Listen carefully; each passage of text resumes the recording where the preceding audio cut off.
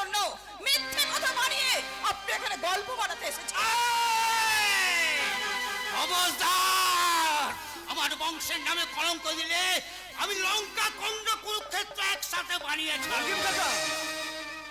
বাঁকা বাঁকা বাকলি, আমি বাঁকা হয়ে চলি কিন্তু সোজা কথা বলি। আর সেই সোজা কথা আমি তোমার কাছে জানতে চাই, তোমার ভাই নীলাদ্রির সাথে আমার বিউটি মায়ের বিয়ে দেবে কি না? অসম্ভব। বিয়েটা কোনো পুতুল খেলা নয় যে যাকে তাকে পুতুল খেলার বউ সাজিয়ে নিতে হবে। বৌদি, এরা সব কি বলতে এসেছে? আরে সেটাই তো আমি তোর কাছে জানতে চাই রে হতভাগা। ওই মেয়েটা কোন স্পর্ধায় বাড়ির বউ হওয়ার অধিকার নিয়ে আছে? কি বললে দাদা? বিউটি এসেছে বাড়িতে বউ হওয়ার অধিকার আদায় করতে, কিন্তু কিন্তু কেন? তার আগে তুই আমার মাথায় হাত দিয়ে প্রতিজ্ঞা কর নীলাদ্রি, আমি যা জিজ্ঞাসা করব এক বন্ডও তুই মিথ্যে কথা বলবি না। বৌদি, তুমি যে আমার স্নেহময়ী মা গো বৌদি, আর মা কি ছুঁয়ে কি কোনো সন্তান কখনো মিথ্যা বলতে পারে বৌদি? এই তোমায় মাথায় হাত রেখে বলছি, আমি তোমায় কোনো মিথ্যা বলবো না বৌদি। বলো বৌদি, বলো কি জানতে চাও তুমি বলো। তুই নাকি ওই মেয়েটার সঙ্গে গোপনে মেলামেশা করতিস, আর সেই কারণে কি ওই মেয়েটা তোর বাচ্চার মা হতে চায়? আর সেই বাচ্চার দায়িত্ব দিতে ওই মেয়েটা তোকে বিয়ে করতে এসেছে। মিথ্যে কথা দাদা, মিথ্যে কথা। ওকে আমি খুব ভালো করে চিনি দাদা। ও একটা অসভ্য বাজে মেয়ে। অনেকবার আমার গায়ে পড়ে অসভ্যতা করতে চেয়েছিল। একদম চুপ। আমি তোমার গায়ে পড়তাম না, তুমি আমার গায়ে পড়তে। তখন আমি বারবার বারণ করেছিলাম, এত বাড়াবাড়ি করো না, বিয়ের আগে এত বাড়াবাড়ি ভালো নয়, এতে বিপদ হবে। তখন তো তুমি আমার কোনো কথাই শোনোনি, এখন বোঝো। এই শয়তানি, আর একটা মিথ্যে কথা বললে তোমায় খুন করব। খবরদার! এত বড় অপকর্ম কাজ করে সেটা ঢাকা দেওয়ার জন্য তুমি আমার মায়ের গায়ে হাত তুলছো। আমার থানায় যাবো, এদের কুস্তি শুনতে আমি সবলকে থানায় নিয়ে যাবো। দাঁড়াও বঙ্কিম কাকা, তোর থানা পুলিশ করতে চেও না। আমার নীলাদ্রি সবে মাত্র চাকরিতে জয়েন করেছে, আর এখন যদি ওর জেল হয়ে যায় তাহলে চাকরিটা যে চলে যাবে। যাবে দাদা, তবে বিয়ে করা আমার পক্ষে কখনোই সম্ভব নয়। যাবে নিজের চরিত্রের জন্য, নিজের স্বার্থের জন্য আমার মিথ্যে কলঙ্কের বোঝা চাপাতে পারে, সে মেয়ে কখনো কারো স্ত্রী হওয়ার যোগ্য নয় দাদা। ওই মেয়েটা যদি থানা পুলিশ করে তাহলে যদি শেষ হয়ে যাবে রে বাবা। বিয়ে করে তিল করে শেষ হওয়ার চেয়ে একেবারে শেষ হয়ে যাওয়া যে অনেক ভালো দাদা। তাই তো ওর দেওয়া মিথ্যে অভিযোগ মাথায় নিয়ে আমি জেল খাটতে চললাম দাদা। নীলাদ্রি দাঁড়া, এই দুদিন হলো মাত্র আমি কাকনের বিয়ে দিয়েছি। কাকনের বিয়ের সমস্ত ঋণ এখনো শোধ করতে পারিনি। আর এই সময় তুই যদি জেলে চলে যাস তাহলে কেমন করে এই ঋণ শোধ করবো রে ভাই? তাই বলছি এই জেলে যাওয়ার আগে তুই আমার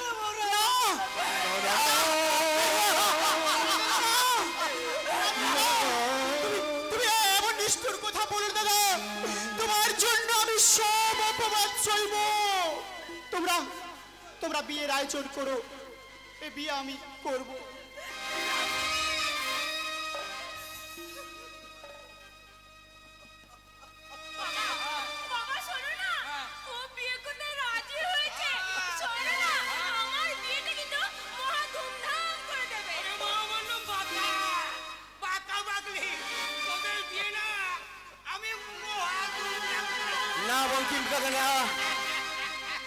বঙ্কিম কাকা, বিয়েটা কোনো ধুমধাম করে নয়, বিয়েটা হবে চুপি চুপি এই মন্দিরে। আমি বেশ বুঝতে পারছি আমার সংসার আকাশে বেশ কিছু কালো মেঘের আনাগোনা সৃষ্টি হয়েছে। সেই কালো মেঘগুলো অশান্তির আগুনে আমার সংসারটাকে জ্বালিয়ে পুড়িয়ে শেষ করে দিতে চাইছে, কিন্তু ওদের চক্রান্ত আমি ব্যর্থ করে দেবো। ওরে নীলাদ্রি, তুই শুধু আমার হাতটাকে শক্ত করে ধরে রাখিস ভাই, শক্ত করে ধরে রাখিস। তোমার এই হাত আমি কোনোদিন ছাড়বো না দাদা। জন্ম থেকে আমি তোমাকে গুরুজন মানি। তুমি বাবা তুমি মা, তাই আমি আজীবন জানি।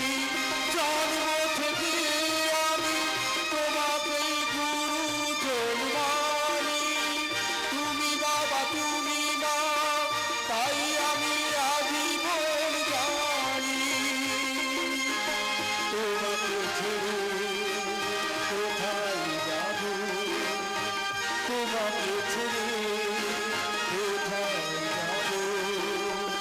তুমি আমার প্রাণের ঠাকুর, তুমি আমার প্রাণের ঠাকুর, তুমি আমার প্রাণের ঠাকুর।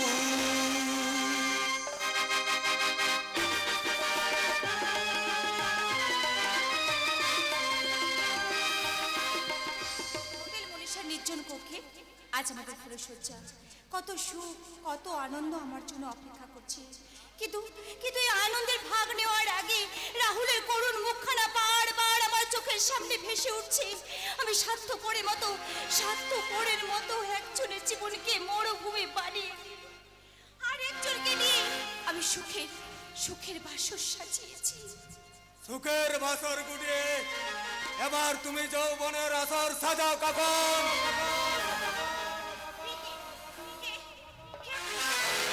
আমার না আছে কোনো না নির্দিষ্ট কোনো ধাম, দুই বাহুতের অবতার শক্তি, সারা শরীরে শয়তানের জল, এই সাম্রাজ্যের সংগ্রামে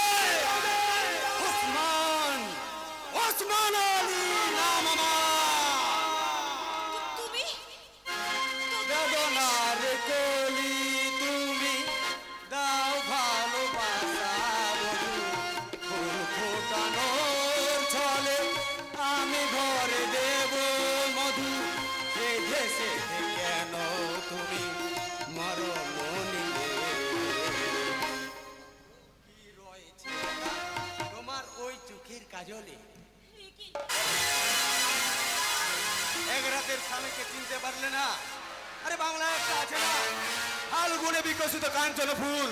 আরে কখন শোনা, তুমি কিভাবে আমাকে চিনতে করলে এতটা ভুল? আমি তোমাকে কয়েকদিনের জন্য গৌতম সেজে বিয়ে টোপ ফেলে বিয়ে করলাম। আমি তোমার স্বামী কিন্তু নই, আমি হলাম সরাসরি ওসমান আলী। নির্লজ্জের মতো হাসতে তোমার লজ্জা করছে না? একটা মেয়ে জীবন নষ্ট করে দিয়ে নির্লজ্জের মতো হাসছো কেন? কেন আমাকে নকল বিয়ে করে আমার জীবনটাকে এভাবে নষ্ট করে দিলে কেন? আরে নকল বিয়ে হয়েছে, মন খারাপ করো না কাকর। ফুলসজ্জার কিন্তু হবে আসলেই প্রতিদিন রাত একাধিক স্বামীর সাথে হবে তোমার নিত্য নতুন। আমি হ্যাঁ, তুমি তোমার যৌবনের জল তরঙ্গ বাজিয়ে নবপথের জলসাগর সাজিয়ে ময়ূরীর মতো নাচবে, আর সেই নাচের তালে তালে সাঁতার দিতে দলে দলে ছুটে আসবে অনেক অনেক মধুলভী মধুকর, আর তাদের লালসার বাজারে নিলাম হবে তোমার ওই ভালোবাসা মহব্বত। তুমি যে ধর্মের হও না কেন, তুমি তো হিন্দু ধর্মে আমাকে বিয়ে করেছো। হিন্দু মতে অগ্নি সাক্ষী সিঁদুর দিয়ে তুমি আমার সাথে লাগিয়ে দিয়েছো। তুমি তো আমার স্বামী হয়ে নিজের স্ত্রীর সিঁদুরটাকে তুমি এভাবে কলঙ্কিত করে দিও না। আমি তোমার পায়ে পড়ছি। আরে থাক থাক, পায়ে পড়ার কোনো প্রয়োজন নেই, আর ভয় পাওয়ারও কোনো প্রয়োজন নেই। এই সব ব্যাপারে আমার এই সমাজে CIBIL score very very good. কাজেই বিয়ে শাখা সিঁদুর যেহেতু পুরোটাই ছিল নিকল, তাই আজ আমি তোমার এই স্মৃতির সিঁদুর মুছে দেব। আরে আরে করছো কি ওসমান? ওর স্মৃতির সিঁদুরটা মুছে দিলে ওকে বউ বউ লাগবে কেমন করে? আর বউ বউ না লাগলে আমার সাথে ফুলসজ্জাটা করবে কেমন করে?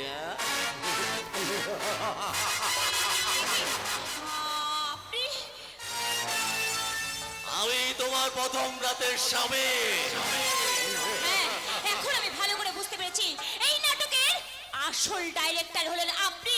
কিন্তু কেন, কেন আপনি আমার জীবনটাকে ভেবে শেষ করে দিলেন? বলুন কেন? মনে পড়ে কাকুন সেদিনের কথা, যেদিন সামান্য কারণে তুমি আমার গালে চড় মেরেছিলে আর তোমার ওই রাহুলকে দিয়ে আমাকে তুমি অপমান করিয়েছিলে। দোহাই আপনার, আপনি আমার কোনো ক্ষতি করবেন না। আমি কথা দিচ্ছি, আমি পুরো জীবনের সমস্ত কথা মন থেকে মুছে ফেলবো। দয়া করে আপনি শুধু আমাকে যেতে দিন, আমাকে যেতে দিন। বাবা মামা বাড়ির আবতার আর কি, আমরা তোমাকে ছেড়ে দিই, তুমি পুলিশের কাছে গিয়ে করে দাও সব ফাঁস, না, না। আর আমাদের দুজনকে দিয়ে দাও আঁচল আর লম্বা বাস। হ্যাঁ, আমি তোদের কথা দিলাম, আমি কাউকে কিচ্ছু বলবো না। দয়া করে আমাকে যেতে দাও, আমাকে এখান থেকে যেতে দাও, যেতে দাও এখান থেকে। আমাদের এই ফুলসজ্জাটা সাজানোর জন্য যে আমি কাড়ি কাড়ি টাকা খরচ করেছি, সেটার কি হবে কাকুন? আরে স্যার, ওর জেদের সাথে জোরাজুরি না করে আপনি আপনার কাজে লেগে পড়ুন। স্যার, বলছিলাম কি তার আগে ওই আমার আর কি পারিশ্রমিক দেন? অফকোর্স এই নাও তোমার পারিশ্রমিক 5 লাখ টাকা। Thank you sir. আমাকে তোমার স্বামী হয়ে নিজের স্ত্রীকে তুমি এভাবে বিক্রি করে দিও না। ও টাকা তুমি ফিরিয়ে দাও ওই টাকা। আরে চুপ চলে, বেশি থানায় পানায় না করে কাজে লেগে পড়ো, দেখবে সুন্দর শরীরটা পুরো সোনা দিয়ে মুড়িয়ে নিতে পারবে, আর তার সাথে রং বেরং ভাবে আনন্দ উপভোগ করে জীবনটাকে অ্যাশ করে কাটাতে পারবে। আচ্ছা ডার্লিং, আয় তাহলে আমি চলি, বাই বাই, আবার পরে দেখাবে। আমাকে আমি ফেলে তুমি চলে যাও না। সরে যেও না। কোথায় পালাবে কখন? দেখছো না আমাদের এই ফুলসজ্জার ঘরটা, এই ফুলগুলো কেমন মশাইরা, আমাকে বাঁচাও। একদম নরপশু আমাকে নকল বিয়ে করে আমার দেহটাকে পণ্য সাজিয়ে বিক্রি করতে চাইছে। তোমরা আমাকে বাঁচাও, আমাকে বাঁচাও, আমাকে বাঁচাও। কেউ বাঁচাতে আসবে না কাকুন সুন্দরী, কারণ আমি এই হোটেল মনীষাটা এমন ভাবে সাজিয়েছি, এখানে যেমন বাইরের শব্দ ভিতরে আসে না, তেমনি ভিতরের শব্দ বাইরেও যায় না। কিন্তু আমি এই মুহূর্তে এখান থেকে চলে যাব। কোথায় পালাবে কাকুন সুন্দরী? আমাদের এই ফুলসজ্জার ফুলগুলো কেমন মমগন্ধে আমাদের হাতছানি দিয়ে ডাকছে, তাই অযথা ছুটোছুটি না করে এসো, আমরা শরীর আর মন দুটোই চাঙ্গা করে দিই। মদ নয়, এটা হলো মৌজ মস্তির এনার্জি মেডিসিন, আর এই এনার্জি মেডিসিনটা আজ তোমাকে আমি পান করাবো। আমি কিছুতে খাবো না। খাও কাকুন খাও, এটা খেলে তোমার অতীত জীবনটাকে ভুলে তুমি তোমার নতুন জীবনটাকে দারুণ ভাবে এনজয় করতে পারবে। খাও কাকুন। আমি খাবো না।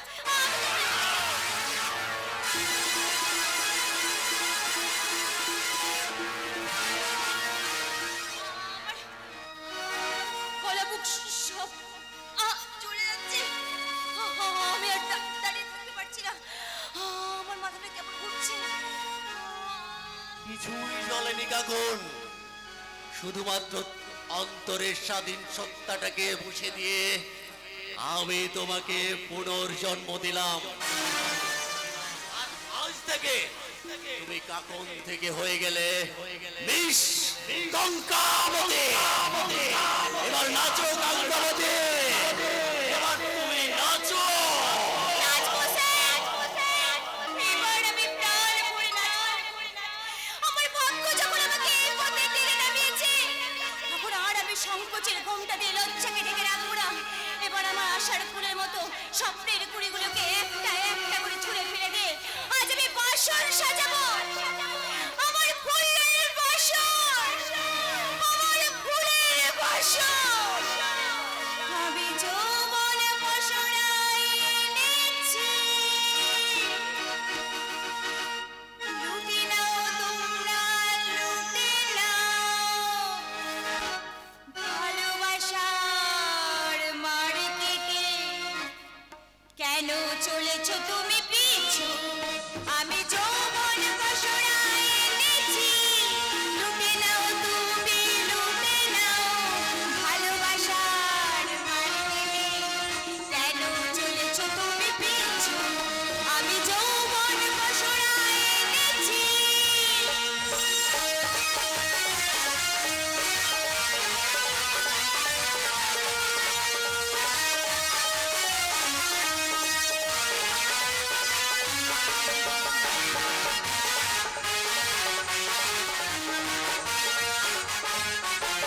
রূপোর দোকানে আছে রূপো যদি পারো নাও কিনে নাও গো রূপোর দোকানে আছে রূপো যদি পারো নাও কিনে নাও গো এখানে ভালোবাসার দাম এগারা এগারা যৌবনের দাম ছাড়া না এখানে ভালোবাসার দাম এগারা এগারা যৌবনের দাম ছাড়া না আমি যৌবন বসরায় এনেছি লুটে নাও তুমি লুটে নাও ভালোবাসার মার্কেটে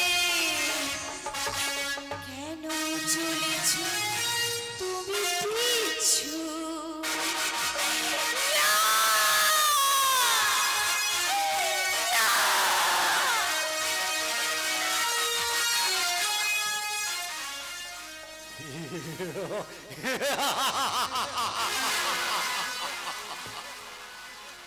কাকন সুন্দরী,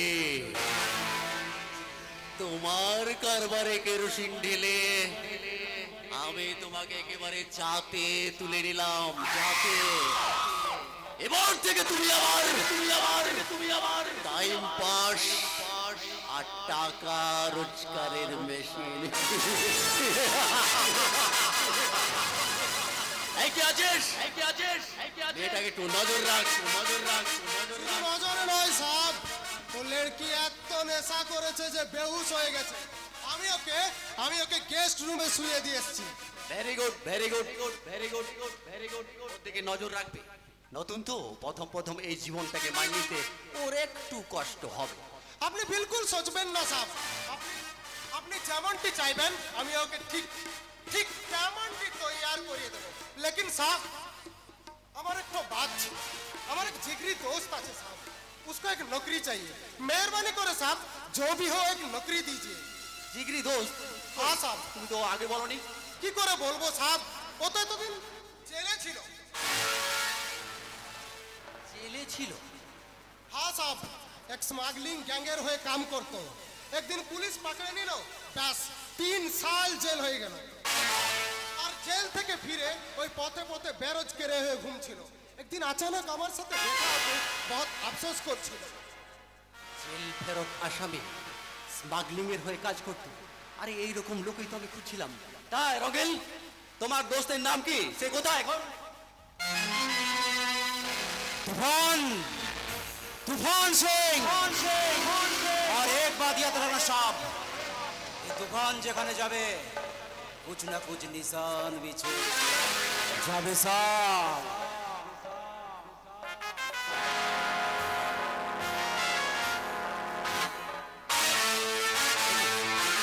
আপনি থমকে গেলেন কেন?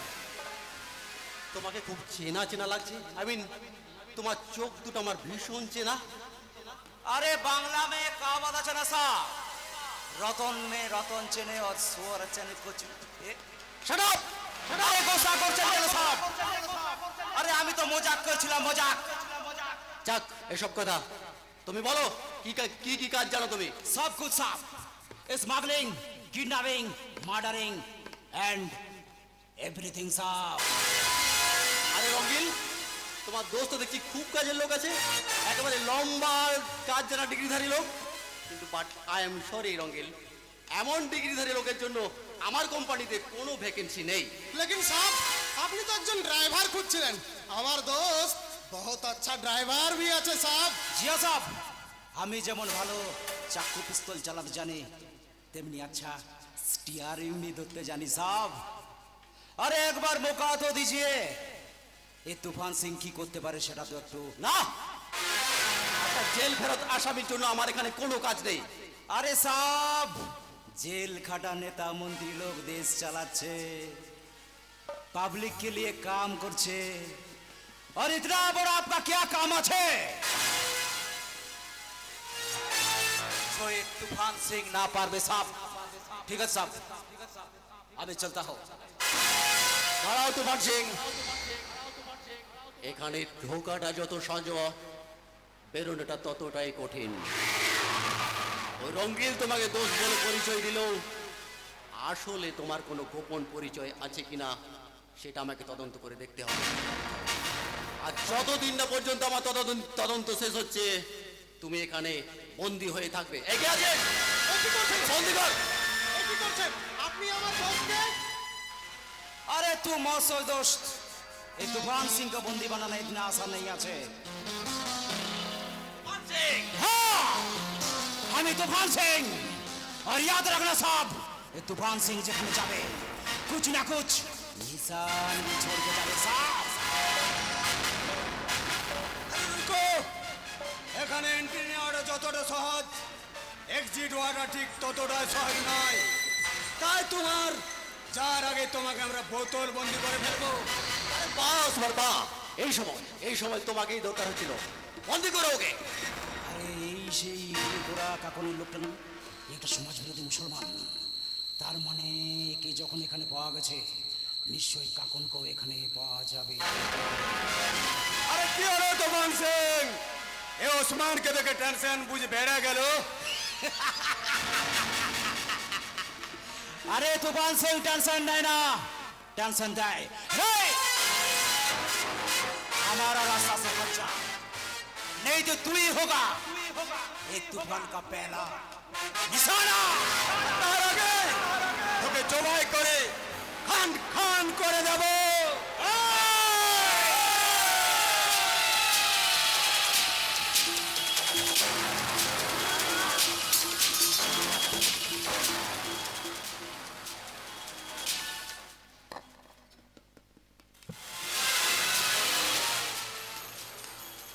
তোমার তদন্ত এখানে শেষ। তদন্ত ইয়েস, তদন্ত। আমি এতক্ষণ ওর তাকতটা পরীক্ষা করে দেখছিলাম, আর সেই পরীক্ষায় ও দারুণভাবে সাকসেস হয়েছে, আর সাথে সাথে পেয়ে গেছে আমার কোম্পানির চাকরি। I mean driver cum bodyguard.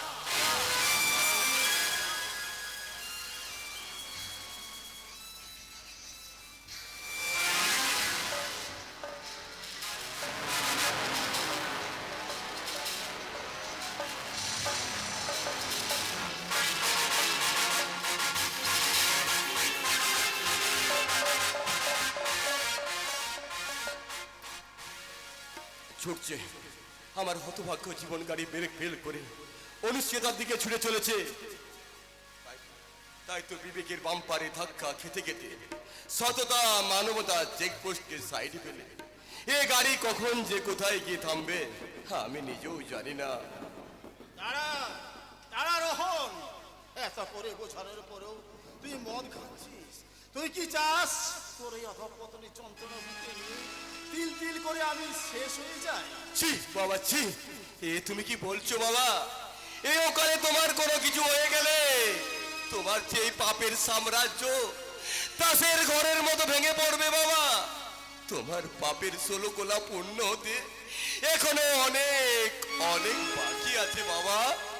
Rohan, আমার রোহন, তোমার পাপের বোঝা মাথায় নিয়ে বড় আমি এই একটু একটু করে শেষ হয়ে যায় বাবা।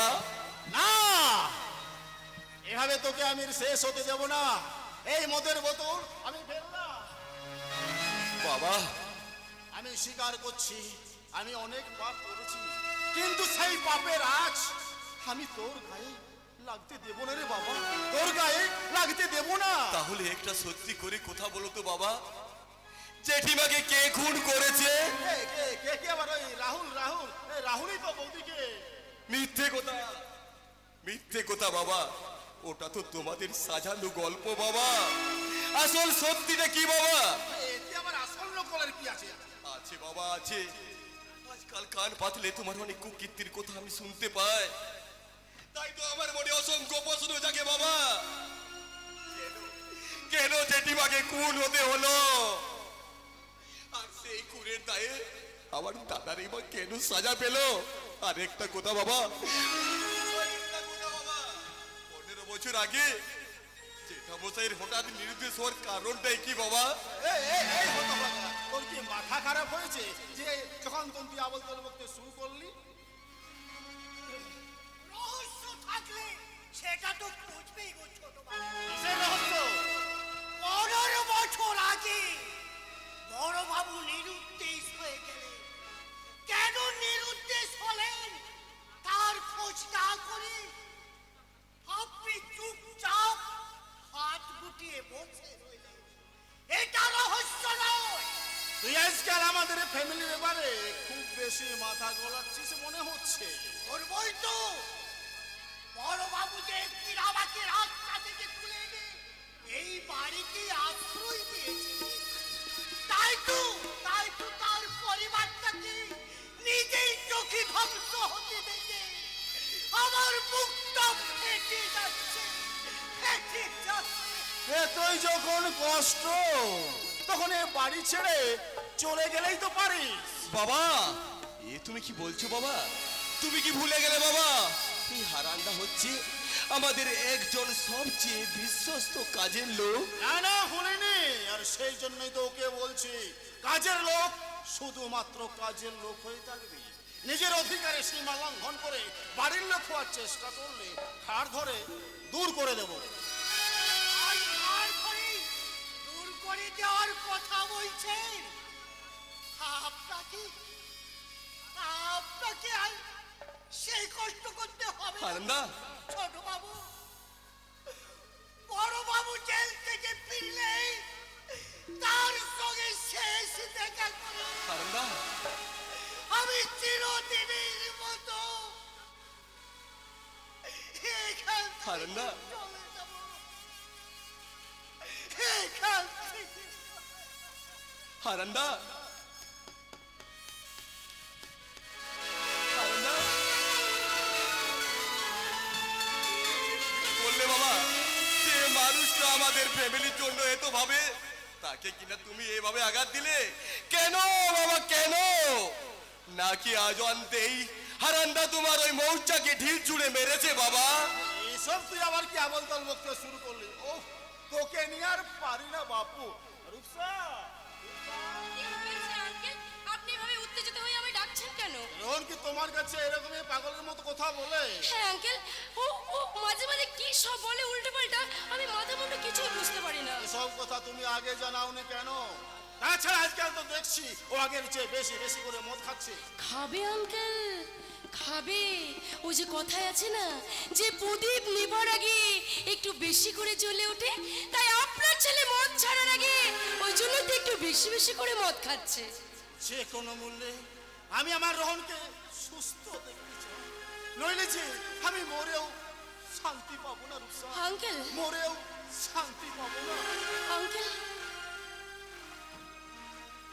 বাবা একটা কথা শুনে যাও বাবা, যে অন্যের শান্তি কেড়ে নেয় সে তো জীবনে কখনো শান্তি পায় না বাবা।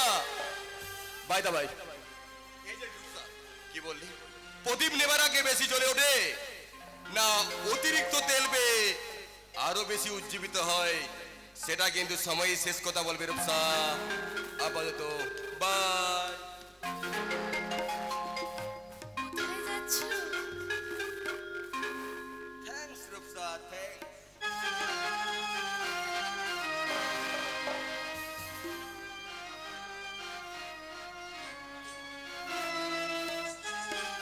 বেশেছি ভালো শুধু তোমাকে, ভালোবাসি আজও তোমাকে, বাসবো ভালো চিরদিন শুধু তোমাকে, শুধু তোমাকে, শুধু তোমাকে। বেশেছি ভালো শুধু তোমাকে, ভালোবাসি আজও তোমাকে, বাসবো ভালো চিরদিন শুধু তোমাকে, শুধু তোমাকে, শুধু তোমাকে।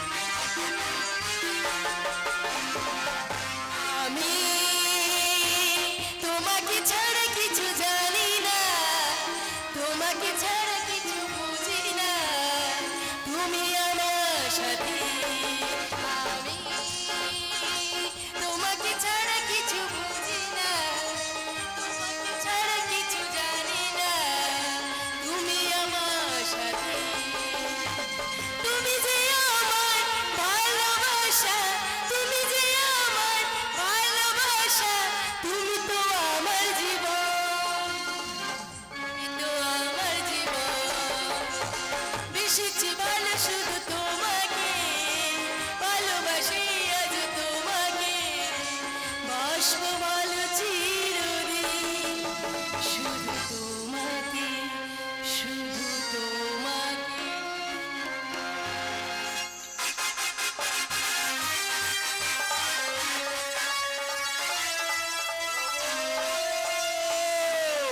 বড় বউ, কোথায় গেলে তুমি? শিগগির এসো এখানে। কি হলো? এত উতলা হয়ে ডাকছো কেন? তুমি কাকুকে সঙ্গে করে নিয়ে এসেছো? না বড় বউ, আমি কাকুনের কোনো খোঁজ পাইনি। বড় বউ। খোঁজ পাওনি মানে? গৌতম যেখানে ওর ঠিকানা দিয়েছিল সেখানে গিয়ে আমি তন্ন তন্ন করে খুঁজেছি, কিন্তু গৌতমের কোনো খোঁজ পাইনি বড় বউ। আর সেখানকার স্থানীয় বাসিন্দারা বলল গৌতম নামে কেউ কোনোদিন সেখানে ছিল না বড় বউ। তুমি এত ভেঙে পড়ো না গো, এত ভেঙে পড়ো না। তুমি যদি এভাবে ভেঙে পড়ো তাহলে কাকুনের কথা কে ভাববে? তুমি ঠিক বলেছো বড় বউ, তুমি ঠিক বলেছো। এখন তো আমার ভেঙে পড়ার সময় নয়। সত্যি সত্যি যদি কাকুনের তেমন কোনো বিপদ হয়ে যায় তাহলে কাকুনকে জামাই উদ্ধার করতে হবে। আর তার আগে খুঁজে পার করতে হবে ওই গৌতম নামক ব্যক্তিটাকে। খুঁজতে হবে না দাদা, খুঁজতে হবে না।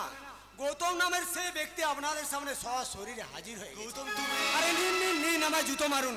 আপনাদের বোনকে বিয়ে করে নিয়ে গিয়ে অন্য কোথাও বিক্রি করে দিয়েছে, সেই অভিযোগে আমায় পুলিশে দিন। নিশ্চয় দেবেন বৌদি, নিশ্চয় দেবেন। আমি যদি কোনো অপরাধ করে থাকি নিশ্চয়ই আমায় শাস্তি দেবেন, কিন্তু আপনারা যদি কোনো আমার সাথে প্রতারণা করে থাকেন তাহলে আমার কি করা উচিত আপনারা বলতে পারেন? আমরা তোমার সাথে প্রতারণা করেছি গৌতম? হ্যাঁ হ্যাঁ, নিশ্চয় করেছেন। জেনে বুঝে একটা 1 মাসের অন্তঃসত্ত্বা মেয়েকে আমার সাথে বিয়ে দিয়ে আমার জীবনটাকে আফ্রিকার জঙ্গল করে দিয়েছেন। না, না, না, না, না। আমার কাকুর একজনকে ভালোবেসেছিল ঠিকই, কিন্তু কিন্তু ও নিজের নারী সত্তাকে বিক্রি করে কখনো সে এমন কলঙ্কিনী সাজতে পারে না। আরে নয় দাদা, পারে নয়, বলুন পেরেছে। হ্যাঁ শুনুন তাহলে, ফুলসজ্জার রাত্রে হঠাৎ করে কাকন অসুস্থ হয়ে ঘন ঘন বমি করতে থাকে। আমি ভাবলাম হয়তো গ্যাস অ্যাসিডিটির কারণে হতেই পারে, কিন্তু আমি নিয়ে যাই ডাক্তারখানায়। সেখানে নিয়ে গিয়ে ডাক্তারবাবু কিন্তু অন্য কিছু একটা ডাউট করে বসলো। তারপরে শুরু হলো পেটের ছবি, আই মিন ইউএসজি। আর ইউএসজি করতেই ধরা পড়লো আপনাদের বোন 1 মাসের অন্তঃসত্ত্বা।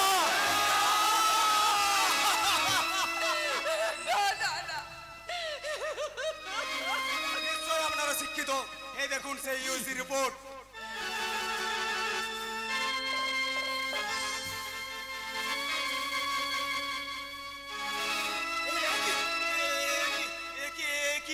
আমি কি দেখছি? না না, এই হতভাগী মেয়েটা আমার বংশের মান সম্মান সব ধুলোয় মিশিয়ে দিয়েছে বড় বউ। ওই হতভাগীকে যদি আমি সামনে পেতাম তাহলে আর একেবারে শেষ। তুমি এত উত্তেজিত হও না গো, সব রিপোর্ট সব সময় ঠিক হয় না। আমরা আবার নতুন করে রিপোর্ট করাবো। বড় বউ, কিন্তু সেই রিপোর্টও যদি এই রিপোর্টের সাথে মিলে যায় তখন কি হবে বড় বউ? ওই বিষটাকে যতই ঘাটবে বিষটার দুর্গন্ধ তো ততই বাড়বে বড় বউ। তাই তাই তাই আজ আমি তোমার কাছে হাত জোড় করে অনুরোধ করছি ভাই গৌতম, ওই কাকনের পেটের পাপটাকে নষ্ট করে কাকনকে তুমি মেরে নাও ভাই, মেরে। বেশ বেশ দাদা, আপনি যখন এত করে বলছেন তাহলে কাকনের কলঙ্ককে আমি আমার মুক্তোর হার মনে করে গলায় ঝুলিয়ে নেব। কিন্তু দাদা সেই মুক্তোর মূল্য যে আপনাদেরকেই দিতে হবে। হ্যাঁ, কাকনের কলঙ্ক টাকার মুক্তোর মূল্য স্বরূপ নগদ 5 লাখ টাকা দিতে হবে। হ্যাঁ হ্যাঁ, 5 লাখ টাকা কিন্তু আমার 10 থেকে 15 দিনের মধ্যেই চাই। কিন্তু এত টাকা আমি কোথায় পাবো ভাই? আরে সেটা তো আমার জানার বিষয় নয়। আজকাল হসপিটালে ডাক্তারখানায় দাঁতের চিকিৎসা, চুলের চিকিৎসা করতে গেলে যেখানে 10-15 লাখ টাকা এমনিতেই খরচ হয়ে যায়, সেখানে আপনাদের বোনের কলঙ্ক টাকার মূল্য স্বরূপ 5 লাখ টাকা আমি তো মনে করি কোনো ব্যাপারই না। হ্যাঁ যাক, আজ আমি চলি, আবার আমি 10 দিন পরে আসবো গৌতম! হয় সেদিন টাকা পাবো, নয়তো আপনার ওই জেলে যাওয়ার জন্য প্রস্তুত থাকবেন। গৌতম! আর একটা কথা মন দিয়ে শুনুন, phone pay, Google pay, chequebook not allowed. টাকাটা কিন্তু আমার নগদ চাই। আচ্ছা দাদা, বৌদিমণি, বাই বাই, আমি আসছি। যেও না ভাই গৌতম, যেও না। শুনে যাও তুমি আমার কথা শুনে। বড় বউ এ কি হলো বড় বউ? আমার সংসার আকাশে এ আমার কোন কালো মেঘের আবির্ভাব। এই কাকনের বিয়ের দেনাই আমি এখনো শোধ করতে পারিনি, তারপরে 5 লাখ টাকার চুক্তি। এখন আমি কি করি বড় বউ? আমি আমার অফিসে লোনের জন্য অ্যাপ্লাই করেছি। লোনটা পেয়ে গেলেই কাকুনির বিয়ের সব দেনা শোধ করে দেবো। কাকুনের বিয়ের জন্য শোধ করলেও আরেকটা দেনা যে আমাদের গলায় চেপে এসে বসেছে নীলাদ্রি, সেই দেনা তুই কেমন করে শোধ করবি? আবার আবার কার কাছে কিসের দেনা বৌদি? এই কিছুক্ষণ আগে গৌতম এসেছিল। আর গৌতম